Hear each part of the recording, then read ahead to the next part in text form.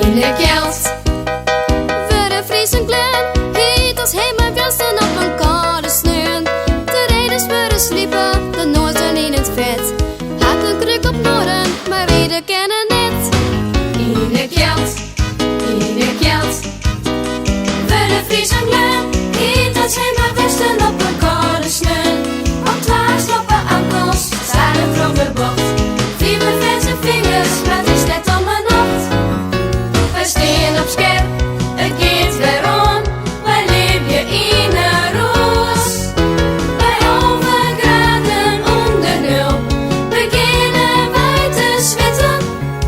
En denken nog maar aan één ding: het Herenkrus van Kroes.